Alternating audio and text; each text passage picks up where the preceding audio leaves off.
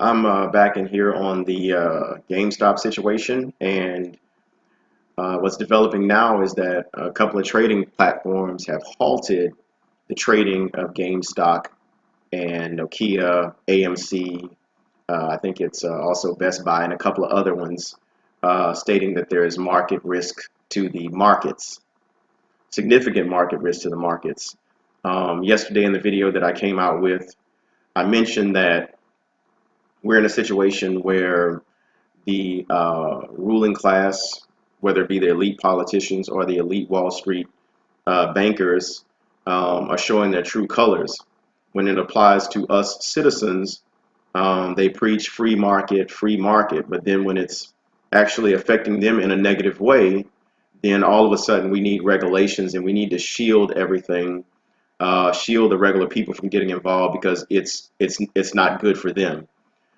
This is a classic hypocrisy situation. When they were benefiting from Tesla, they didn't say anything. When they were benefiting from the dot-coms, they weren't saying anything. Now that the common man has jumped in here on Reddit and making themselves millionaires off this GameStop stock, we have the hypocritical, of course, elite Wall Street politician slash banker stating that things should be changed. We can't have it this way. We can't have the common man actually getting involved in investing and actually steering the markets.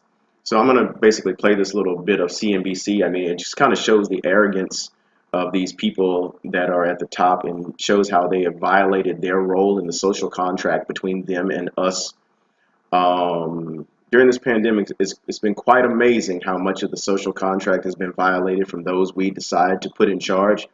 And one thing that I would like people to take away from this whole situation is that those who are in charge, they're only in charge because we allow them to be in charge.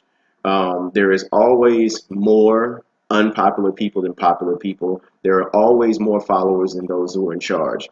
It is very simple to topple anyone in command with a concerted effort by the commoner against them. And this whole situation with GameStop, I actually kind of love it because it shows that the power is really in the people's hands. So I'm going to play this video and I'm going to pause it throughout watching it just to kind of give an idea.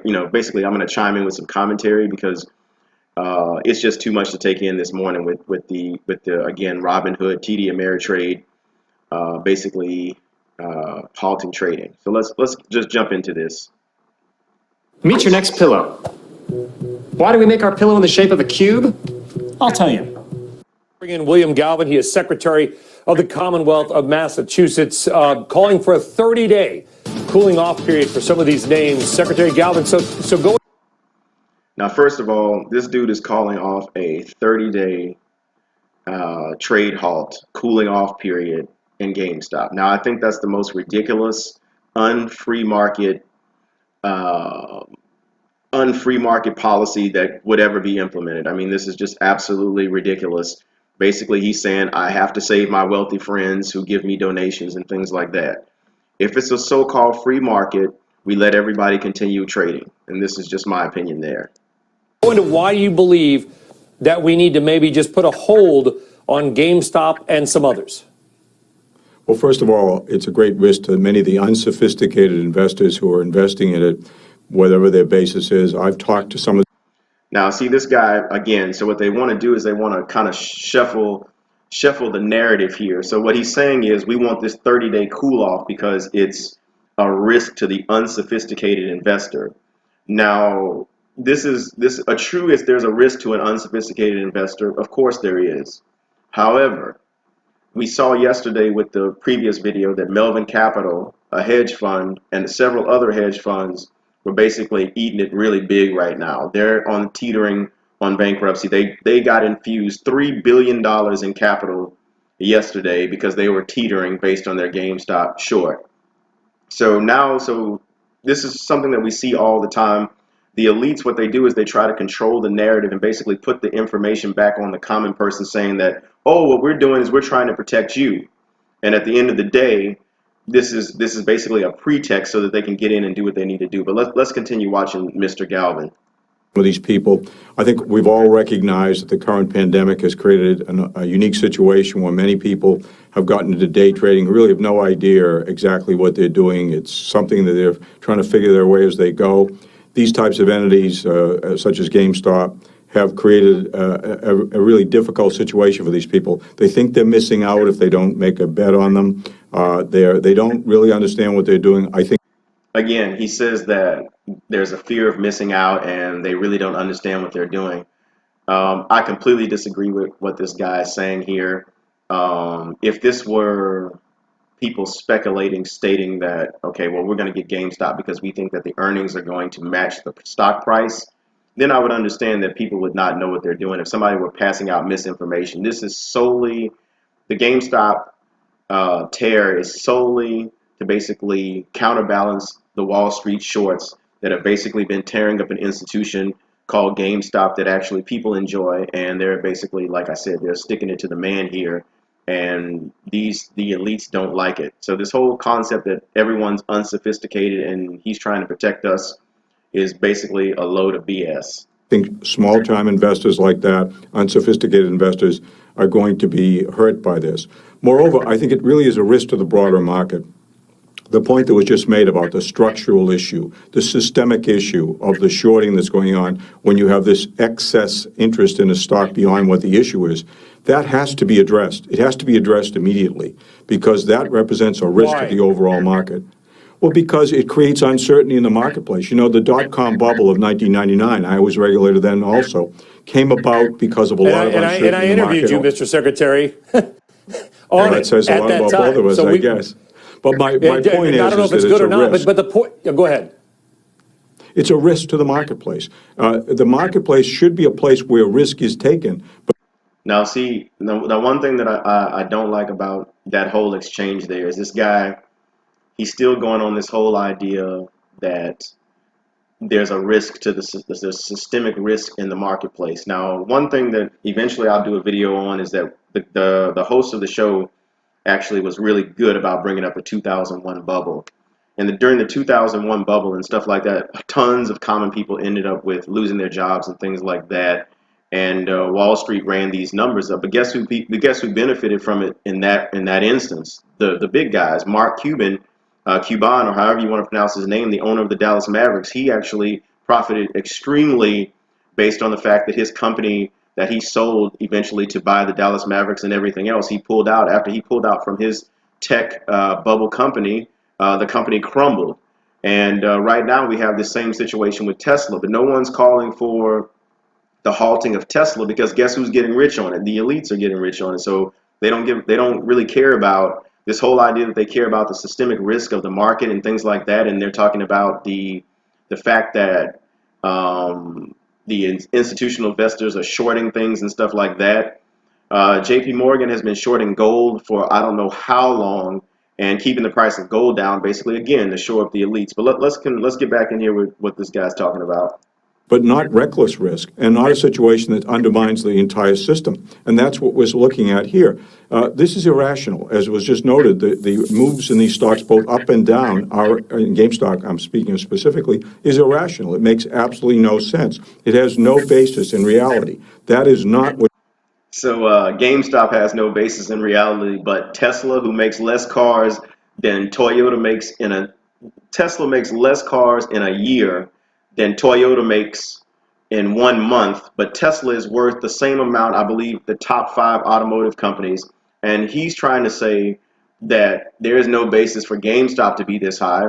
Like I said, again, a counter argument, why is Tesla so high if we want to play by the rules and we want to make sure that the fundamentals support the stock valuation? Tesla's, I think, now the 5th largest company in the world, and they make less cars in the entire year than Toyota makes. And I'm sorry, Toyota makes more Camrys in a month than Tesla makes in the entire year. But that should be the 5th largest company in America.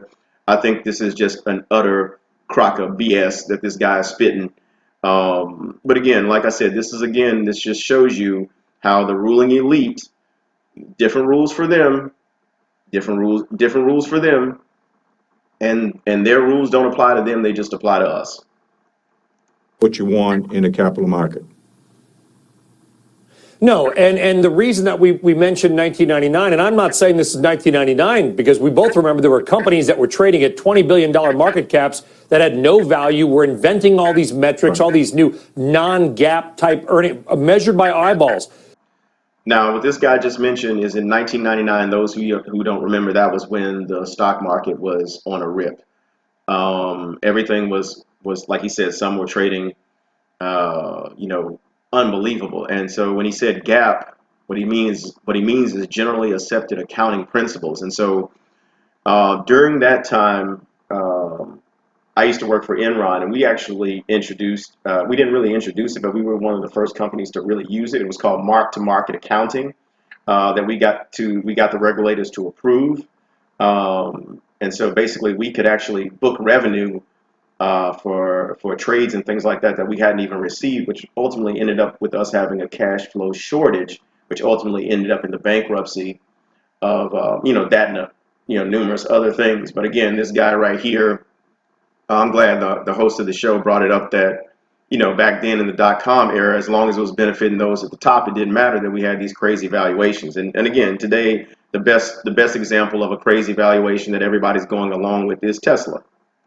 This is a little different. To Chamath's point and Scott's point in the interview before us, they talked about fundamental valuations. GameStop's fundamental prospects are not 1,700% better today than they were a couple of days ago. You've got names like, I don't even want to say them because they might move if I utter them, tiny microcap stocks of formerly bankrupt video stores, things like that. Why do they even have options on some of these stocks? Well, they shouldn't. And that's why at this point, we have a new administration coming in. Now here this guy is, he says they shouldn't have options on certain stocks. Now, again, if this is a free market, if a stock is trading and somebody wants to be a market maker in that particular option, why should we not have an option on certain stocks? Who gets to decide that? Again, all of a sudden, it's not a free market when it's affecting them. And then now he's going to throw in the political stuff, saying we have a new administration coming in and this and that. We're not trying to, it's not the administration's job, whoever it is, to regulate the markets. The markets are supposed to be quote unquote free. Now, like I said, all of a sudden, it's tearing up their pockets, not ours. We have a big problem. And hopefully the national regulator will take action. I believe they will. But in the short run, I think it's certainly within the power of the marketplace itself, in this case, to suspend it. They shouldn't be providing a forum for this type of activity because it's dangerous not only to the investors, but it's dangerous to the marketplace. Dangerous to the marketplace and dangerous to the investors. Again, trying to change the narrative. The narrative is that we're a danger to ourselves and we can't stomach the risk that we've occurred by trading GameStop. Absolutely amazing. Well, but to be fair, these retail, and then by the way, let's be clear, not everybody on Reddit is a retail investor. I can guarantee you there are very wealthy hedge fund managers trolling around on there as well. There are people with, Bloomberg terminal screenshots. Bloomberg terminal is like $27,000 a year. So let's just be clear. There are sophisticated, wealthy investors also on some of these message boards. And what's interesting is that if that's the case, and if the retail investor wants to risk all their money and make it, good for them. Love it. Hedge fund loses their money, too bad. I agree with that. But let's say there's a hedge fund that is obeying the rules over here, but they've got employees who maybe are not obeying the rules over there under pseudonyms on message boards. What then? What exactly should regulators be doing? Well, again, we're going to do the best we can. I mean, we understand there is inherent risk in the market, and no one's trying to make that go away. We want that. That's what makes it grow. On the other hand, when it becomes reckless, when it becomes fraud as opposed to froth. Okay, so now he's bringing in some legal terms. When does it become? We like risk, but we don't like it to be reckless. Now, who's to decide whether or not this is reckless or not? Who makes that decision?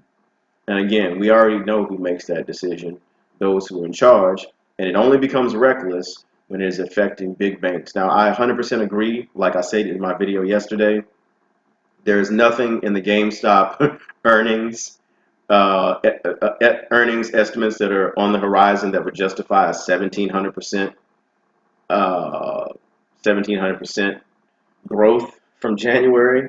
However, again, I go back to Tesla. There is nothing that supports Tesla as company, the fifth largest company in the United States. That's just ridiculous. But like I said, those that we like, and when it's people we know who are getting the money, it's really cool. But when people like me get the money, it's not a good idea. And again, this is another clear. This guy right here is definitely part of the system and definitely one of those who violate the social contract. And literally, I just found out about this guy this morning. I'm not sure what the Secretary of the Commonwealth position is. I will be researching that. But if this guy can be unelected, or if this guy can be basically forced to resign, I think this is the guy that is definitely needs his head chopped off, and not and figuratively, not literally. He needs to come out of office. That's when I think things have to be dealt with. And I think in this case, there's a real risk to the marketplace, there's a risk to the economy. We recognize it's a very volatile time. We've been talking about it all year as we've been going through the pandemic. This is an example of that. And I think it has to be dealt with and dealt with as best we can without doing great damage to the marketplace. Moreover, Now, he's saying that it should be dealt with without doing great damage to the marketplace. However, when you jump in and regulators jump in and stop a situation like this, they are doing damage to the marketplace, because what they're doing is they're basically saying we're violating the social contract that exists between us and them. And when you violate the social contract, basically the faith in the marketplace becomes shaken. And when you shake the foundation, when you shake the faith in the marketplace, you're literally shaking the foundation. And you are setting up a situation where nobody believes in the stock market. For years, the stock market has been known as a gambler's paradise, and a lot of people had very little faith in stocks in general.